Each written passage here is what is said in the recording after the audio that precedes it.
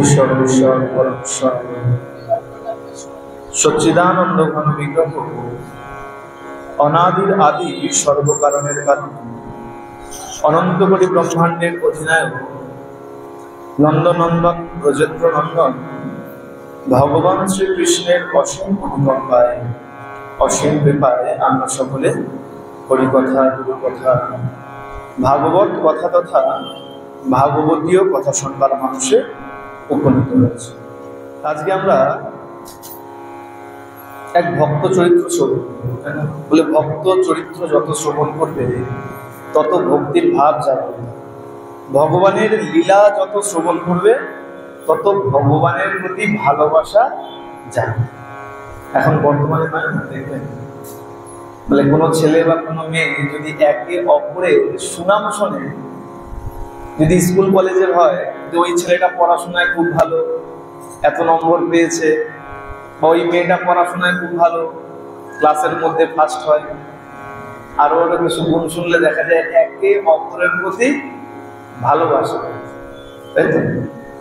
ঠিক তেমন ভগবানের লীলা যদি না শোনা হয়, আমাদের মনে ভক্তির ভাব জাগরণ ঘটেছে। তাই বলা হয় ভক্ত চরিত্র শ্রবণ করো আর ভগবানের লীলা শ্রবণ করো, তাহলে ভগবানের প্রতি ভালোবাসার জাগরণ। বলছে ভগবানকে কেনা যায় একটাই বস্তু, সেটা হলো একমাত্র ভক্তি দিয়ে। ভক্তি ব্যতীত ভগবানকে কেনা যায় না, আপন করে পাওয়া সম্ভব।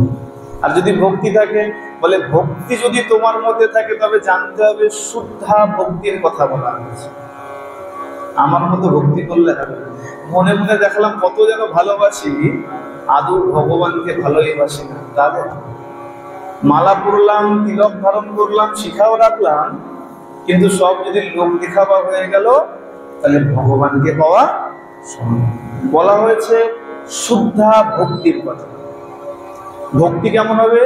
শুদ্ধ ভক্তি। সেই ভক্তি কেমন? বলে শিশুর মতন ভক্তি। একটা শিশু তার বাবা মাকে কেমন ভালোবাসে? বলে তার বাবা মাকে নিঃস্বার্থ ভালোবাসে। নিঃস্বার্থ বাবাকে ভালোবাসছে। রাত হয়ে গেল, এত বাবা আসছে না কেন? এটা কিন্তু তার কোনো স্বার্থের জন্য না। কেন?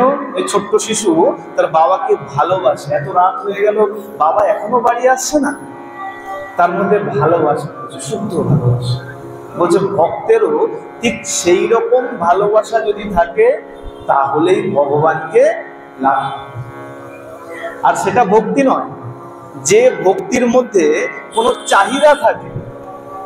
আমি ভক্তি করছি এই কারণে যে জন্য আমার চাকরিটা হয়ে যায়, তাহলে সেটা ভক্তি হলো না। কি হলো? সেটা ব্যবসা হয়ে। তুমি যদি কিছু আমাকে দাও, আমি তোমাকে কিছু দেবো, আমি তোমাকে কিছু দিলে তোমাকে আমাকে কিছু দিতে হবে, সেটা কিন্তু ভক্তি নয়, সেটা চাহিদা হবে। তা বলছে ভগবানকেও পাওয়া যায় যদি শুদ্ধ ভক্তি থাকে, তাহলেই পাওয়া যায়। আজকে যে ভক্ত চরিত্র শ্রবণ করবো, সেটা আর কাউকে নিয়ে নয়, সেটা আমাদের প্রভু জগন্নাথকে ঘিরে। কেন? আমাদের তো জগন্নাথের যে রথযাত্রা আরম্ভ হয়ে গেছে, তাই তো বলেছিলাম। কবে থেকে? অক্ষয় তৃতীয়ার দিন থেকে রথযাত্রা মহোৎসবের সূচনা হয়েছে, তাই তো? কেন হয়? বলে ওই দিন থেকে রথ নির্মাণ শুরু হয়ে যায়, তাই তো? অক্ষয় তৃতীয়ার দিন থেকে আমাদের পুরীধামে জগন্নাথ দেবের যে রথ, তিনটে রথ, সেই তিনটে রথ নির্মাণ শুরু হয়েছে। দেখুন বলছে, আচ্ছা রথ নির্মাণ শুরু হয়, তার সাথে রথযাত্রার কি সম্পর্ক? রথযাত্রা তো অনেক দেরি, সবে রথ তৈরি হচ্ছে।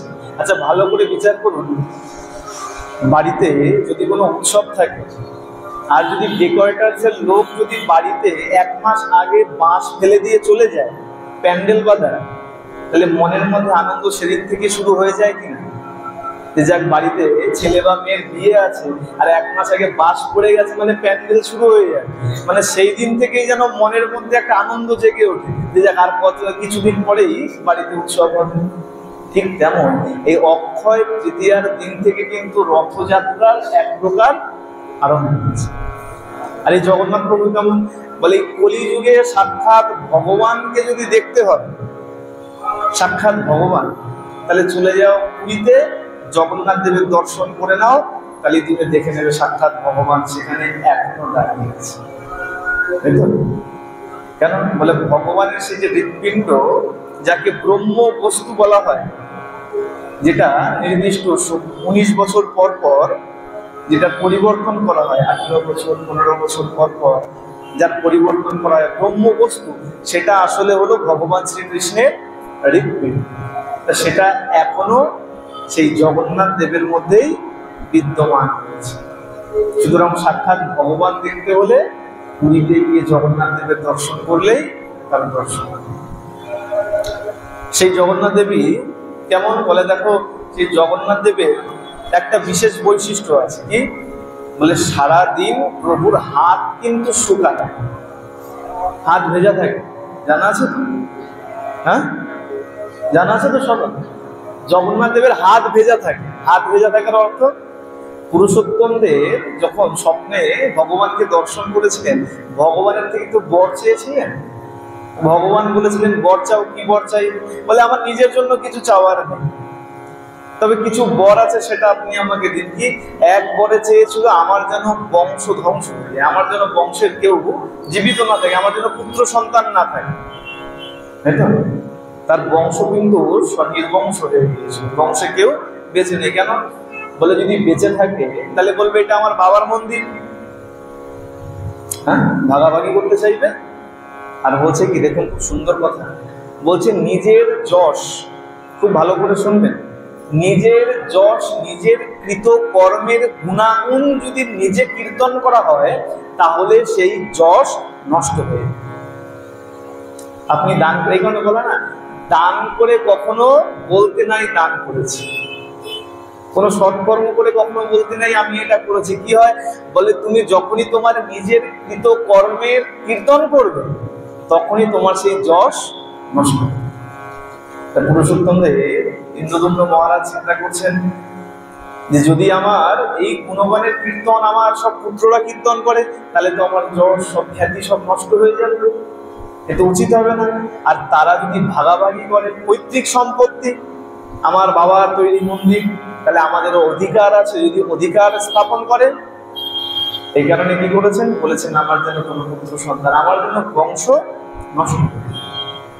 আর একটা বর কি চেয়েছিলেন, বলছে প্রভু তোমার হাত যেন না শুকায়, 2 ঘন্টা অন্তর অন্তর তুমি ভোজন করবে, আর 2 ঘন্টা অন্তর অন্তর তোমার প্রসাদ যেন সব জায়গায় ছড়াতে থাকে, প্রসাদ বিলি হতে থাকে। ভগবান 2 ঘন্টা পর পর প্রসাদ পেয়ে যাচ্ছে, বলছে তোমার হাত যেন না শুকায়। একবার সেই পারস পাত্র সরিয়ে নিলে আবার তোমার ভোগ লাগবে, তুমি সবসময় খেতেই থাকবে। বলে না উড়িয়ারা খুব সুন্দর বলে হাত না উচি পা না উচি, শুধু শুধু বসে বসে খাওছি। মানে হাত নেই পা নেই আর বসে বসে খালি খেয়ে যাচ্ছ। উড়িয়ারা কিন্তু খুব গাল দেয় প্রভুকে। বলে কে দেয়? বলে দেখবেন যে বেশি ভালোবাসে, বলে না আমাদের একটা কথা আছে, শাসন করা তাকেই সাজে, সোহাগ করে যে, তাকেই শাসন করা সাজে যে তোমাকে ভালোবাসে। আর যদি তোমাকে সে ভালো না বাসে, সে যদি শাসন করে, উল্টে দেখবে তোমারও মাথা গরম হয়ে যাবে, তুমিও তাকে কিছু বলে দেবে। ঠিক তেমন উড়িয়ারা প্রভুকে এত ভালোবাসে যে প্রভুকে গালমন্দ করলেও প্রভু চুপচাপ সেখানেই বসে থাকে। বলে দেখো একটু গালমন্দ করছে ঠিকই, কিন্তু একটু পরেই তো আমাকে পাশুরা সাজিয়ে দেবে, প্রসাদ সাজিয়ে দেবে আমাকে খাওয়ার জন্য। কত ভালোবাসে তখন, কত কিছু রন্ধন করে দেয়, চিন্তা করে দেখুন। আমরা বাড়িতে কতটুক দেই, আর সেখানে নিত্য ভোগ লাগছে, বলে 56 ভোগ তো লাগেই। বলে বিশেষ বিশেষ উৎসবের সময় আরো বেশি পদ ভোগ লাগে, চিন্তা নেই। আর সেখানে বলে একবার না, সারা ঘন্টায় ঘন্টায় ভোগ লাগছে, 2 ঘন্টা অন্তর অন্তর সেখানে ভোগ লেগে যাচ্ছে, আর জগন্নাথ প্রভু ভোজন করে যাচ্ছে। আর চমৎকার বিষয়, এটা সবাই দেখবেন, আমরা সবাই সাক্ষী আছি, যে বাড়িতে ভোগের জন্য যে দ্রব্য রন্ধন করা হয় তার যে স্বাদ, আর ঘরে সাধারণভাবে যদি রন্ধন করা হয় নিজেদের খাবার জন্য, তার স্বাদ কিন্তু এক। আবার পরীক্ষা করতে গিয়ে যদি কেউ দেখেন বাড়িতে মনে করুন খিচুড়ি রান্না করেছেন, এক পাত্র সরিয়ে রাখলেন ভোগে দেবেন, আর এক পাত্র ঘরে আলাদা করে রেখে দিলেন, দেখবেন ভোগ লাগার পরে সেই খিচুড়ি স্বাদ আলাদা হয়ে গেছে। আর যেটা সরিয়ে রেখেছেন তার স্বাদ আলাদা। প্রসাদ যখন হয়ে যায়, ভগবান যখন গ্রহণ করে নেয়, তখন তার স্বাদ সম্পূর্ণ আলাদা। যতই চেষ্টা করো ওই ভোগের প্রসাদের মতন ঘরের রান্না তুমি করতে পারো। আর প্রভু কি বলছে? প্রভু হচ্ছে ভক্তির ভিখারী। অনেক কিছু রান্না করে দাও, কিন্তু ভগবান কি করেন? দৃষ্টি ভোগ করেন তো। আর তার মধ্যে থেকে কি করে? ওই দ্রব্যের মধ্যে তোমার যে ভক্তি, সেই ভক্তিটা ভগবান তুলে দেন। কেবলমাত্র তোমার ভক্তিটা ভগবান খায়, আর কিছু গ্রহণ করে। বলছে রাজস্থানের নাগর জেলার কালবা বলে এক গ্রাম ছিল। সেই গ্রামে ধার্মিক পতি পত্নী বাস করে। নাম হচ্ছে জীবনরাম ডোডি, আর তার পত্নী অত্যন্ত ধার্মিক। তাদের এক ছোট্ট কন্যা আছে। যখন একটু বড় হয়েছে, একটু বয়স যখন হয়েছে, তা পতি পত্নী চিন্তা করছে অনেকদিন হলো আমাদের এখন একবার এই প্রয়াগের স্নানে যাওয়ার ইচ্ছা হয়েছে, কি করি তাহলে বলো। পতি পত্নী কথাবার্তা করছে, দুজনে বলছে বেশ, তা চলো কার্তিক মাসে প্রয়াগে স্নান করবো। কার্তিকের স্নানের মাহাত্ম্য আছে। কার্তিকের স্নান হলো না, কার্তিকের স্নান। তা কার্তিকে যদি প্রয়াগে স্নান করি তাহলে অনেক পুণ্য অর্জন হবে। বেশ, খুব ভালো কথা। কার্তিকে যে প্রয়াগে স্নান করতে যাব, আমাদের ঘরে যে ভগবানের বিগ্রহ আছে, সেই বিগ্রহের সেবা পূজা কে করবে? যাদের যাদের ঘরে বিগ্রহ আছে তারা। কোথাও ঘুরতে গেলে আগে চিন্তা হয় ভগবানের সেবার কি হবে, তাই না? আবার অনেকে আছে কি করে, বলে ভগবান তো সব জায়গায় আছে, বেশ আমরা ঘুরে আসি, ততদিন ওই আমাদের সাথে সাথে ঘুরবে, মনে মনে চিন্তা করে। ঘরে ঠাকুর সেরকমই পড়ে রয়েছে, নিজেরা ঘুরে চলে এসেছে। এটা কখনো করা উচিত। জানবেন, নিত্য সেবা যারা করে, কখনো ঘরের বিগ্রহকে রেখে দিয়ে চলে যাওয়ার ঠিক নেই। যে 3 দিন 4 দিনের জন্য ঘুরে আসি, তারপরে আবার সেবা পুজো কখনো করা উচিত। বলে দেখো, তোমার ঘরে যদি কোনো বাচ্চা থাকে, তাকে তুমি না খাইয়ে রাখতে পারবে? থাক বাচ্চা ঘরে থাক, আমি ঘুরে চলে আসি, আমরা সম্ভব? সম্ভব। তাহলে কি করতে হয়? বলে যখন এরকম অবস্থা হবে, হয় আশেপাশে কোনো ভক্তের বাড়িতে দিয়ে যাবে, আশেপাশে কোনো ভক্তের বাড়িতে রেখে যায়, যে দুদিন একটু সেবা পূজা করো, আমরা একটু তীর্থ ভ্রমণ করে আসি। নচেত পাশাপাশি যদি কোনো মন্দির থাকে, মনে করুন এখানে মন্দির আছে, তাহলে সেই মন্দিরে বিগ্রহকে রেখে যেতে হবে, যে মন্দিরে একটু সেবা পুজো করুন, আমরা দুদিন একটু তীর্থ ভ্রমণ করে আসি। তা সেই জীবনরাম ডোডি কি চিন্তা করেছেন? বলে দেখ, কোথায় রাখবো বিগ্রহকে? আমরা যে চলে যাব, কাছাকাছি রাখার কোনো পরিস্থিতি নাই। তাহলে এক কাজ, মেয়েকে ডেকেছে, মা শোন, দেখ আমরা এই 2-3 দিনের জন্য একটু প্রয়াগ স্নানে যাচ্ছি, এই 2-3টে দিন মা তুই একটু ভগবানের সেবা কি করবি? বলে নিত্য ভগবানকে ভোগ দিবি, ভোগ দিয়ে প্রসাদ খাবি। কিন্তু দেখুন, আমাদের এখন এমনই সমাজ, সত্য করে বলুন তো, কার ঘরে এমন বাচ্চা আছে যে যাকে বলা বলে সে নিত্য সেবা পূজা করবে? আচ্ছা, উচিত। কারণ হয়তো দেখা যেতে পারে 10 জন 20 জনের মধ্যে হয়তো একজনের ঘরে এমন থাকতে পারে, যার বাড়ির ছোট সন্তান, তাকে বললে সে ভক্তি ভরে মন থেকে পুজো দিতেছে, নইলে ভোগে মেরেও পুজো দেওয়া যায়। পুজো তো দূরের কথা, যদি বলা হয় সন্ধ্যাবেলা অন্তত একটু ধূপ দ্বীপ দেখা ঠাকুরকে, তাতেই কত রাগারাগি। আর জীবনরাম ডোডি কি করলো? ছোট্ট কন্যার করে সেই ভগবানের সেবার ভার দিয়ে চলে গেল প্রয়াগে কার্তিকের স্নান। নিত্য এখন সে জীবনরাম ডোডির কন্যা কি করে? সকাল হয়েছে, সকাল হতেই ভগবানের জন্য রন্ধন করেছে। বলে সন্তানকে তুমি যেভাবে তৈরি করবে সে তেমন। শাস্ত্র বলছে আমাদের, কি বলছে? দুঃশীল মাতৃদোষেন পিতৃদোষেন মূর্খতা, কার্পণ্যম বংশদোষেন আত্মদোষেন দারিদ্র্যতা। সন্তানকে কিভাবে তৈরি করবে তারও কিন্তু নির্দিষ্ট পথ শাস্ত্রের মধ্যে রয়েছে।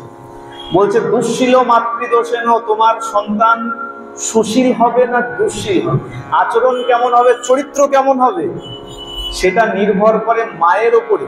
ভালো করে শুনে যান। অনেক সময় মা বলে তোর বাপ এরকম তাই তুই এরকম হয়েছিস, সবসময় বাপের দোষ দিলে। কি বলছে শাস্ত্র? দুঃশীল মাতৃদোষেন, মায়ের জন্য চরিত্রবান হয়, মায়ের জন্যই সন্তানের চরিত্র নষ্ট হয়। পিতৃদোষের মূর্খতা। কোনো সন্তান, কোনো পুত্র বা কোনো কন্যা যদি মূর্খ হয়, জানবেন তার পিতার দোষ আছে। হ্যাঁ, পিতার দোষ আছে, পিতার দোষে মূর্খ হয় সন্তান। কার্পণ্যম বংশ দোষেন, বংশের দোষ থাকলে পরে সেই সন্তান কৃপণ হয়। বলে না, এই দেখ এই বংশের দোষ আছে, এর বাপ বেটাও সব কৃপণ ছিল, এও কৃপণ হয়েছে। বলে বংশের দোষ থাকলে সন্তান কৃপণ হয়। আর আত্মদোষেন দারিদ্রতা, নিজের দোষে ব্যক্তি দরিদ্র হয়েছে। যদি কর্মঠ না হও, তোমাকে কেউ অন্ন দেবে না। কর্মঠ হও, মা লক্ষ্মী এমনি এমনি তোমার কাছে এসে ধরা দেবে। তাহলে সন্তানকে আপনি যেমন তৈরি করবেন, সন্তান তেমন হবে। জীবনরাম রুডি আর তার পত্নী সন্তানকে সুশিক্ষায় শিক্ষিত করেছেন। কেবল জীবনরাম রুডি নয়, তার পত্নীও কন্যাকে ভালো শিক্ষা দিয়েছে। আজকে বলেছে, মা তুই একটু ভগবানের সেবা পূজা করিস, আমরা একটু ঘুরে আসি। আচ্ছা মা, যাও তোমরা ঘুরে এসো, আমি ভগবানের সেবা পূজা সব করবো। আর শুধু করবো বলেনি, প্রত্যহ কি করছে, আজকে সকাল হতেই ভগবানের জন্য রন্ধনের ব্যবস্থা করেছে, রান্না করতে শুরু করেছে। মা খুব সুন্দর করে খিচুড়ি রান্না করে দেয় ভগবানকে। আর আজকে তার কন্যা কি করেছে, খুব সুন্দর করে খিচুড়ি রান্না করেছে, আর রান্না করে গরম গরম খিচুড়ি ভগবানের সামনে রেখে দিয়েছে। ভগবানের সামনে রেখে দিয়েছে, রেখে বলছে, প্রভু নাও তাড়াতাড়ি খেয়ে নাও। মা বলে গেছে তোমাকে ভোগ দিয়ে তারপরে প্রসাদ পেতে, তাড়াতাড়ি তুমি খাও, তারপরে আমি খাবো। ছোট্ট শিশু তো, সরল মন, তাড়াতাড়ি খেয়ে নাও, আমি বাইরে বসছি। বাইরে বসে গেছে। বেশ কিছুক্ষণ পরে ঘরে এসে দেখছে ওই পাত্র যেমন ছিল তেমনই আছে। ভগবান কি করেন, দৃষ্টি ভোগ করেন। আর ওর মধ্যে বিশ্বাস কি আছে, মা রোজ ভোগ দেয় আর জগন্নাথ দেব সব খেয়ে নেয়। এসে দেখছে সেখান থেকে এক কণাও নড়েনি। বলছে, সে কি প্রভু, তুমি এখনো খাওনি? আচ্ছা তাড়াতাড়ি খাও, তাড়াতাড়ি খাও, আমারও খুব ক্ষুধা পেয়ে গেছে। আবার কিছুক্ষণ বাইরে গিয়ে বসেছে। আবার কিছুক্ষণ পরে যখন ঘরে এসছে, দেখছে ওই পাত্র যেমন ধরা তেমনই পড়েছে, কাঁদতে শুরু করেছে। ছোট শিশু তো, প্রভু আমি কি এমন অপরাধ করলাম? রোজ তো তুমি মা রান্না করে দেয় আর মায়ের সব রান্না খেয়ে নাও, আজকে মনে হয় আমি করেছি ভালো হয়নি খেতে, মনে হয় তাই তুমি মনে হয় প্রসাদ পাচ্ছ না। যখন অনেক কাঁদছে, প্রভু যেমনই হোক তুমি তাড়াতাড়ি গ্রহণ করে নাও, বাবা মা বলে গেছে তুমি গ্রহণ না করলে আমি কিন্তু খেতে পারবো। বলেছে তোমাকে ভোগ দিয়ে আমাকে প্রসাদ পেতে। সেই সরল মন তো, সেই শিশুর মন, সরল মন, ভগবান আর থাকতে পারে। বলছে, হ্যাঁ রে, এই যে তুই আমাকে ভোগ দিয়েছিস, বারবার বলছিস খেয়ে নাও খেয়ে নাও, এই যে তুই ভোগ দিয়ে ওই ঘরের পর্দাটা তো আটকাস, পর্দা দিসনি তো, আমি ভোগ নেবো কি করে? বলে, ও ঠাকুর, এইটুখানি কথার জন্য তুমি সেই সকাল থেকে এত বেলা পর্যন্ত বসে রইলে, তা আগে বললেই তো হতো। তুমি যদি আগে বলতে, পর্দা লাগিয়ে দিতে, আমি পর্দা করে দিতাম, তুমিও খেতে। দেখো এত বেলা হয়ে গেছে, তুমিও না খেয়ে রয়েছো, আর আমি ছোট্ট বাচ্চা, আমিও না খেয়ে আছি। সকাল সকালই বলতে পারতো। আচ্ছা নাও নাও, তাড়াতাড়ি কি করেছে, ওই গায়ে যে ওড়না ছিল, ওড়নাটাকে পর্দা করে ধরেছে। প্রভু নাও তাড়াতাড়ি এবার খেয়ে নাও, অনেক বেলা হয়ে গেছে। আর যেই মাত্র সেই পর্দা করে ধরেছে, আর সে যে ভক্তি মাখা খিচুড়ি, দেখতে না দেখতে জগন্নাথ দেব একদম সাবান। এখন রোজকার নিয়ম হয়ে গেছে, রোজ রন্ধন করে আর ওই থালা ধরে গরম গরম খিচুড়ি রেখে দেয়, আর যেই মাত্র বলে প্রভু খাও, যেই পর্দা ধরে জগন্নাথ দেব পুরো একদম থালা চেটে ফুটে সাবান। রোজের নিয়ম হয়ে গেছে। দেখতে দেখতে 3 দিন 4 দিন গেছে। আর এই যে কন্যা, সেই কন্যা ছোটবেলায় তার পিতার নাম রেখেছিল কর্মাবাই।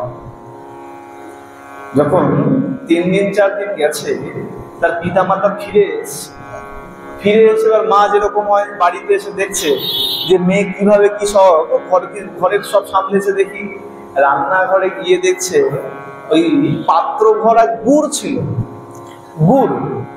গুড়ও শেষ, আর পাত্র ভরা ঘি রেখে গেছিল। ঘিও শেষ। 4-5 দিনের ব্যাপার, ঘুরে এসছে, এসে দেখছে না তো ঘি আছে না তো গুড় আছে। দেখেছে, হ্যাঁ রে কর্মা, কি করেছিস, এত এত ঘি কোথায় গেল? এক পাত্র ভরা আমি ঘি রেখে গেছি, এক পাত্র ভরা গুড় রেখে গেছি, এত তাড়াতাড়ি শেষ হয়ে গেল, কি করেছিস তুই এগুলো? বলে, মা কেন, কি করব, ওই রান্না করে করে প্রভুকে দিয়েছি, খিচুড়ি রান্না করে প্রভুকে দিয়েছি, তা প্রভু প্রথমে খাচ্ছিল না, তা আমি ভাবলাম হতে পারে ঘি কম হয়েছে, হতে পারে গুড় কম হয়েছে, তা কি করেছি, একটু বেশি বেশি করে ঘি আর গুড় দিয়ে দিয়েছি, তাতে শেষ হয়ে গেছে। মা বিশ্বাস করে, মা ভেবেছে যে ঠাকুরকে ভোগ দিয়ে ঠাকুর কি করে খেয়ে নেন। বলছে, দেখ এসব ছলচাতুরি করিস না, কি করেছিস বল সত্যি করে। মা, তুমি বিশ্বাস করছো না তো? আচ্ছা বেশ, কালকে আমি আবার ভোগ দেবো, আর দেখবে তুমি জগন্নাথ দেব এসে সব খেয়ে চলে যাবে। আর যদি সব খেয়ে চলে যায়, কি করে ঘি আর গুড় কি করে থাকবে বলো? বলে, আচ্ছা বেশ। এখন বাবা মা দুজনেই চিন্তায় পড়ে গেছে। ছোট বাচ্চা, ও যখন বলছে না জানি আগামী দিন কি ঘটতে চলেছে, দুজনে চিন্তায় পড়ে গেছে। এখন যথারীতি কি হয়েছে, পরের দিন যখন সকাল হয়েছে, আজকে আর রান্নাঘরে তার মা যায়। এখন তো মা চলে এসছে, রান্নাঘরে মায়ের যাওয়ার কথা, কিন্তু ওই যে কর্মা বলেছে যে আগামী দিন আমি আবার রন্ধন করে ভোগ দেব, আর দেখবে তুমি জগন্নাথের সব খেয়ে নেবে, তাহলে আমার ঘি আর গুড় থাকবে কি করে? সত্য সত্যই রন্ধন করেছে, আর রন্ধন করে জগন্নাথ দেবের সামনে যখন রেখে দিয়ে বলেছে, না প্রভু তাড়াতাড়ি খাও, দেরি করো না, আর ওই পর্দা যেই লাগিয়েছে, দেখতে না দেখতে জগন্নাথ দেব পুরো থালা ধরে সারা খেয়ে নিয়েছে। ভগবান যেই সব গ্রহণ করে নিয়েছে, দেখা মাত্রই তো তার পিতা মাতার চোখ সজল হয়ে গেছে, অশ্রু সজল দেখে কন্যাকে জড়িয়ে ধরেছে। বলে, এতদিন ধরে এত ভোগ লাগাচ্ছি, কিন্তু কোনোদিন জগন্নাথ দেব তো আমাদের থালা থেকে এক কণা তুলে দেয়। আর কি অহংকার কি হয়েছে, মনের মধ্যে গর্ব হয়েছে যে এমন কন্যাকে আমি আমার গর্ভে ধারণ করেছি। আমার কত সৌভাগ্য, আমি এমন কন্যাকে আমি নিজের কন্যা বলে লাভ করতে পেরেছি, আমার কন্যা হিসেবে লাভ করেছি। আমার বংশে এমন পুত্র জন্মগ্রহণ, এমন সন্তান জন্মগ্রহণ করেছে।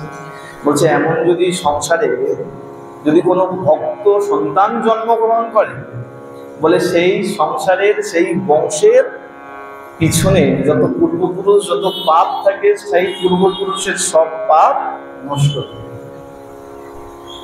এখন দেখতে দেখতে সে কর্মামায় বড় হতে শুরু করেছে। কালের চক্রে পিতামাতা দুজনকেই গত হয়েছে।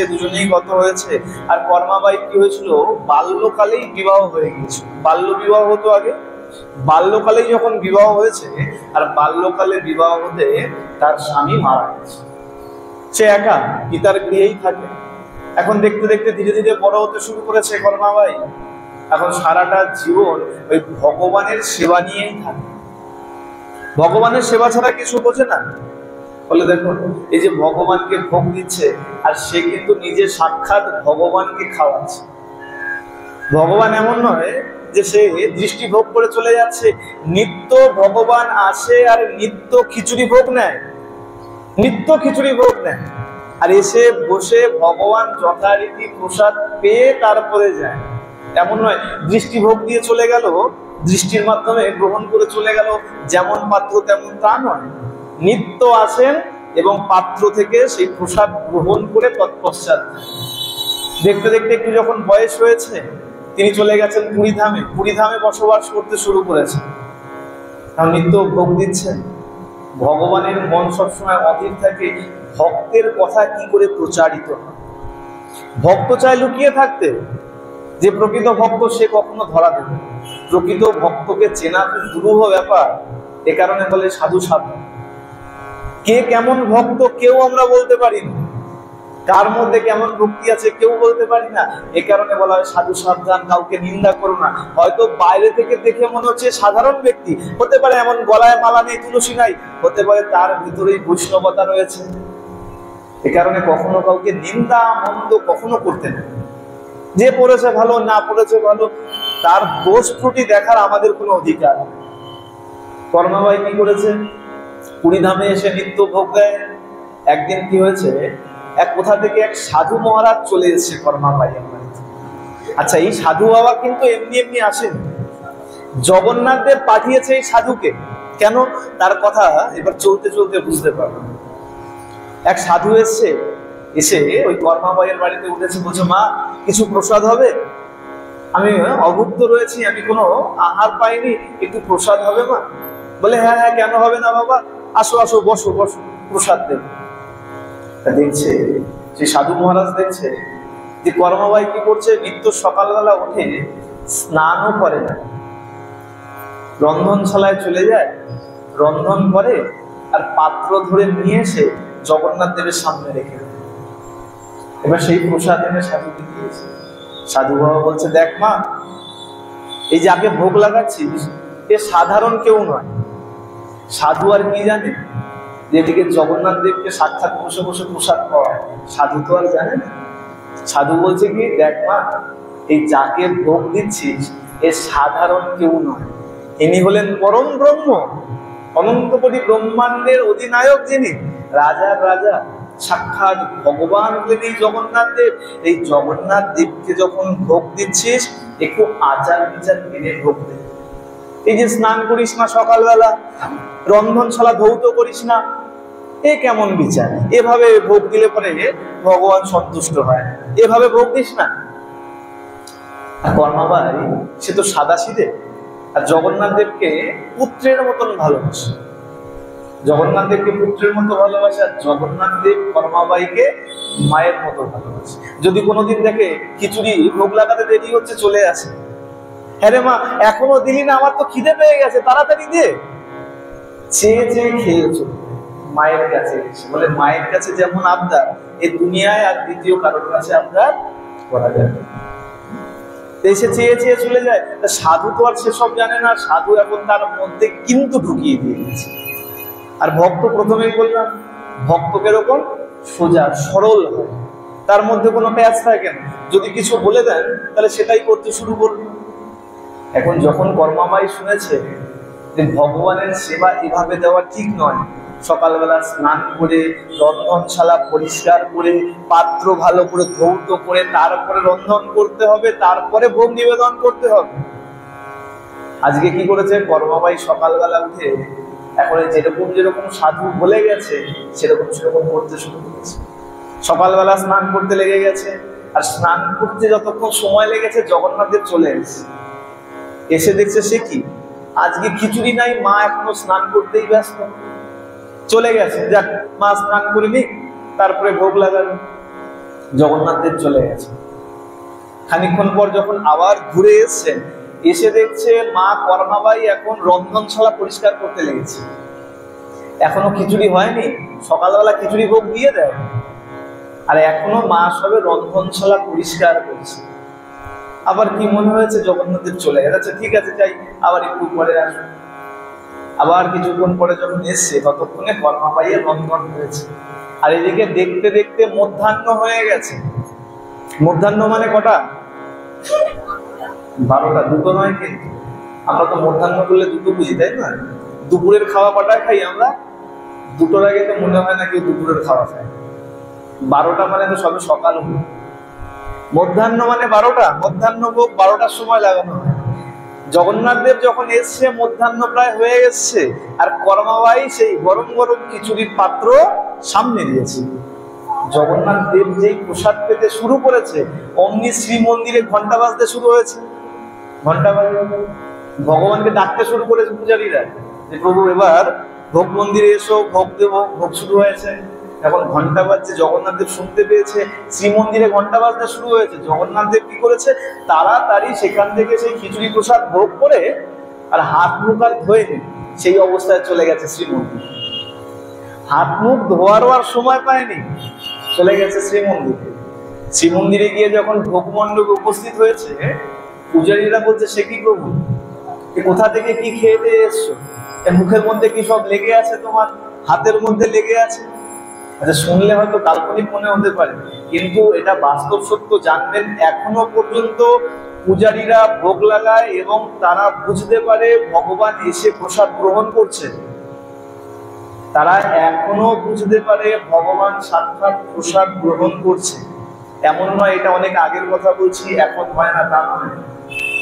এখনো উড়িয়ারা পান্ডারা রীতিমতো নিবেদন করে এবং তারা বুঝতে পারে ভগবান এসে আসনে বসেছেন, প্রসাদ গ্রহণ করছে। এখন কি হয়েছে? বলছে কোথায় গিয়েছিলে প্রভু? এই যে খেয়ে দিয়ে এসছো, হাতে মুখে লেগে আছে। বলে শোনো, এই পুরীতে আমার এক মা থাকে। ভগবানেরও কেমন দেখুন ভক্তের প্রতি ভালোবাসে। বলছে জানো, আমার এক মা থাকে এখানে, আর সেই মা আমাকে রোজ সকালবেলা খিচুড়ি রান্না করে দেয়। কিন্তু না জানি কালকে কোথা থেকে এক দুষ্ট সাধু এসছে আর আমার মায়ের মনের মধ্যে কত প্রশ্ন ঢুকিয়ে দিয়ে গেছে, কত নিয়ম কানুন বলে দিয়ে গেছে। রোজ দেখি মা সকালে খিচুড়ি ভোগ লাগিয়ে দেয়। আজকে ওই সাধুর বলাতে মা সকালবেলা স্নান করেছে, রান্নাঘর ধোয়া মোছা করেছে, পাত্র ধোয়া মোছা করেছে, তারপরে রন্ধন করেছে। এ কারণে ভোগ দিতে দেরি হয়েছে। আর আমি যখনই ভোগ পেতে ওখানে বসেছি, এদিকে তুমি ঘন্টা বাজাতে শুরু করেছো।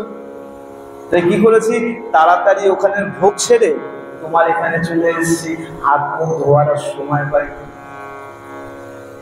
আর শোনো, এই যে সাধু, ওই সাধুকে ভালো করে বলে দিও যে আমার আর মায়ের মধ্যে যেন এইসব নিয়ম কানুন নিয়ে না আসে। ভালো করে বলে দিও ওই সাধুকে, আমার আর মায়ের মধ্যে যেন এইসব নিয়ম নিয়ে না আসে। যখনই পূজারী শুনছে, পূজারী তো এখন খালি চিন্তা করছে কেমন ভক্ত, এ কেমন ভক্ত। জানতাম তো ভগবান এই শ্রী মন্দিরে বসে ভোগ গ্রহণ করে। এই ভগবান সেই ভক্তের বাড়ি থেকে খিচুড়ি ভোগ খেয়ে এসছে। না জানি কেমন ভক্ত। ভগবানের সেবা যখনই হয়ে গেছে, সেই পূজারী ছুটেছে সেই সাধুর কাছে। সাধুকে গিয়ে বলেছে সব বৃত্তান্ত, আপনি কি অপরাধ করেছেন? ওই কর্মাবাইকে আপনি কিনা এরকম এরকম বিধান দিয়ে এসছেন যে প্রভু এখন রুষ্ট হয়ে গেছে, তাড়াতাড়ি যান, তাকে গিয়ে সব নিয়ম থেকে মুক্ত করে দিন। ওই পূজারী আর ওই সাধু ছুটেছে কর্মাবাইয়ের বাড়িতে। কর্মাবাইয়ের কাছে গিয়ে লুটিয়ে পড়েছে, মাগো আমায় ক্ষমা করে দে, আমি বুঝতে পারিনি যে ভগবানের সাথে তোর এমন ভালোবাসা আমার জানা ছিল না। আমি জানি না, আমাকে ক্ষমা করে দে। কাল থেকে তুই আবার যেমন নিয়মে ভগবানকে ভোগ দিচ্ছিলি, ঠিক তেমন নিয়মে ভোগ দে। এ কারণে বলে যে কারোর সেবা নিয়ে কখনো সংশয় রাখতে, বিশেষ করে যারা গোপাল সেবা করে।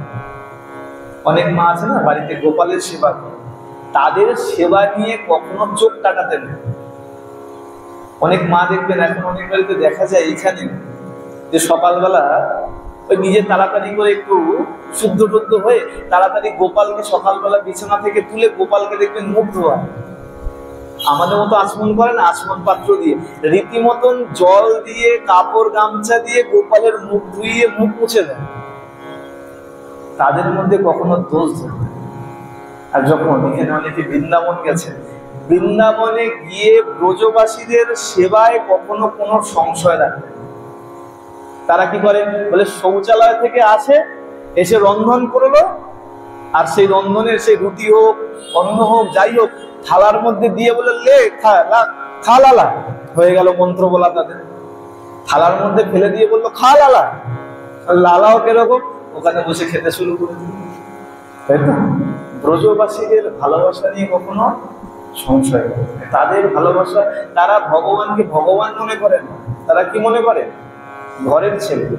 ঘরের ছেলেকে মা আবার কি শুদ্ধতা অশুদ্ধতা বিচার করবে? ঠিক সেখানে গোবিন্দ ঘরের ছেলে হয়ে গেছে। এই কারণে তারা ওইসব বিচার করে না। সকালবেলা হলো, যা হলো রান্না করলো, থালায় দিয়ে বললো খা লালা, লালাও খেতে শুরু করলো। এখন সেই সাধু বাবা কি করেছেন, ওই কর্মাবাইয়ের চরণে পড়ে গেছেন, মারে আমি বুঝতে পারিনি, আমায় ক্ষমা করে দে। আগামীকাল থেকে তুই আবার যেমন রীতিতে যেমন নিয়মে ভোগ দিচ্ছিলি, তুই ঠিক তেমন নিয়মে ভোগ দিয়ে। মা কর্মাবাই আবার যেমন নিয়মে তিনি ভোগ দিতেন, সেই নিয়মে ভোগ দিতে শুরু করেছে। নিত্য জগন্নাথ দেব আসেন আর সেই খিচুড়ি প্রসাদ খেয়ে চলে যান। দেখতে দেখতে মা কর্মাবাই অনেক বৃদ্ধ হয়ে গেছেন।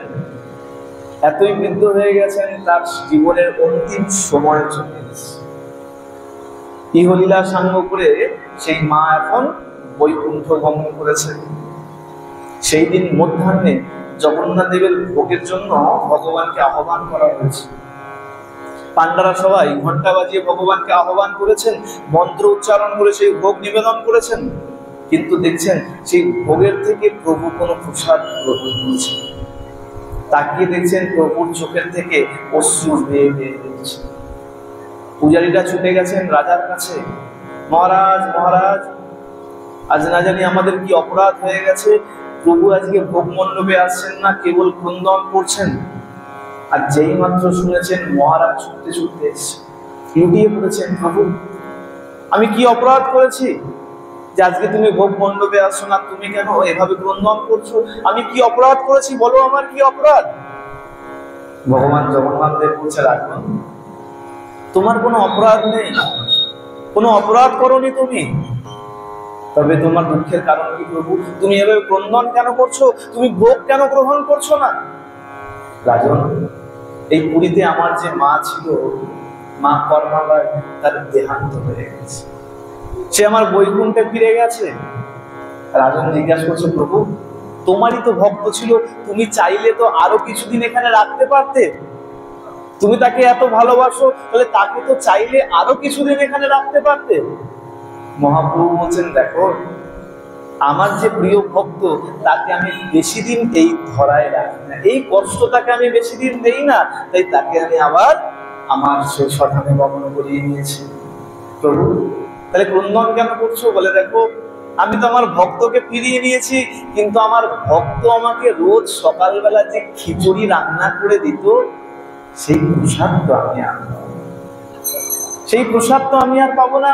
রোজ সকালবেলায় মা আমাকে কত ভালোবেসে বাৎসল্য ভক্তিতে আমাকে খিচুড়ি রন্ধন করে দিত, এই প্রসাদ তো আর পাবো না। যখন রাজন প্রতিশ্রুতি দিলেন, হে প্রভু আপনি যদি কৃপা করেন আগামী দিন থেকে আমি আলাদা পান্ডা নিয়োগ করব, আর সেই পান্ডা আপনাকে ওই কর্মাবাইয়ের মতন খিচুড়ি রন্ধন করে দেবে। হতে পারে সেই মায়ের মতন খিচুড়ি হয়তো হবে না, কারণ মায়ের ভক্তি সম্পন্ন আলাদা, মায়ের ভক্তি দিয়ে রন্ধন করে সেই খিচুড়ি হয়তো দিতে পারবো না, কিন্তু আগামী দিন থেকে আপনাকেও ভোগে খিচুড়ি দেওয়া হবে, এবং খিচুড়ির পাত্র সামনে নিয়ে গিয়ে বলা হবে এটা কর্মাবাইয়ের খিচুড়ি। আর আজও পর্যন্ত ভগবানের যে 56 ভোগ আছে, দেখবেন তার মধ্যে খিচুড়ির নাম রয়েছে। এই খিচুড়ি এমনি এমনি দেওয়া হয় না, ওই কর্মাবাইকে স্মরণ করে, কর্মাবাইয়ের কথা স্মরণ রেখে এই খিচুড়ি সেখানে নিবেদন করা হয়। আর শুধু তাই নয়, খিচুড়ি নিয়ে গিয়ে প্রভুর সামনে বলা হয়, প্রভু এই তোমার সেই কর্মাবাইয়ের খিচুড়ি। আর যখন বলা হয় তারপরে গিয়ে জগন্নাথ দেব সেই প্রসাদ বলিয়ে জগন্নাথ ভগবান কি, মাতা কর্মাবাই কি। এ কারণে জগন্নাথ দেবের ভোগের মধ্যে অন্যতম পদ হলো খিচুড়ি। এটা কেন বলে, এই ভক্তের যশ কীর্তন করার জন্য।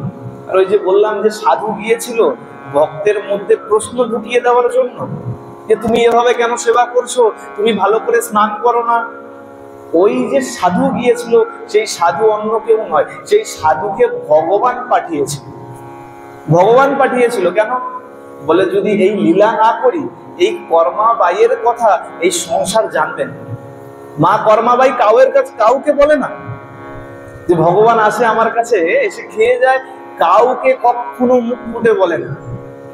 সবাই জানে, সবাই যখন আসে বলে হ্যাঁ ভগবানকে ভোগ দেই, ভগবান প্রসাদ পায়, ভগবান গ্রহণ করে, ভগবান খেয়ে যায়, এতটুকুই। ভগবান সাক্ষাৎ এসে সেখান থেকে দ্রব্য সম্পূর্ণ গ্রহণ করছে, এই কথা নিজে কখনো কাউকে।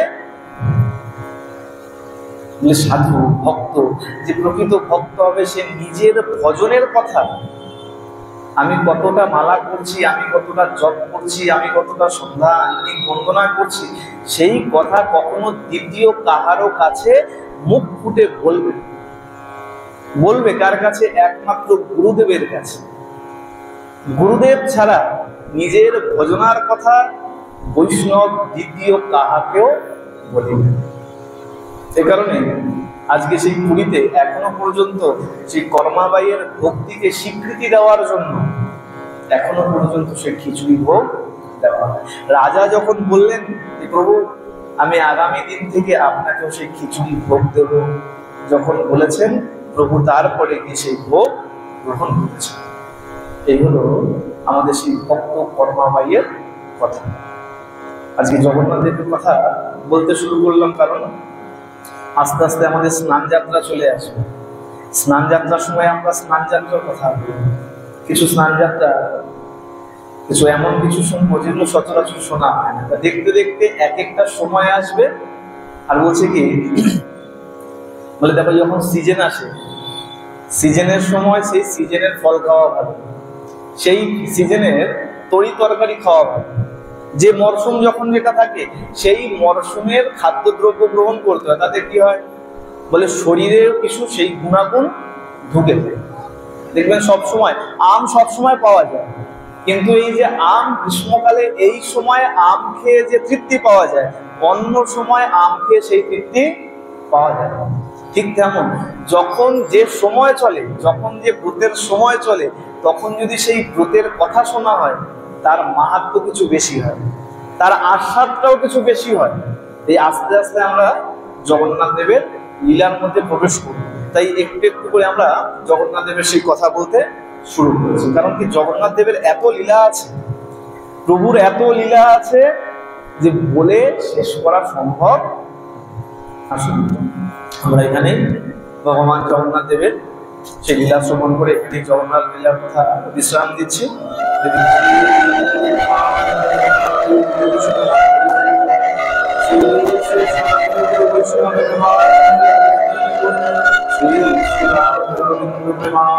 হরি হরি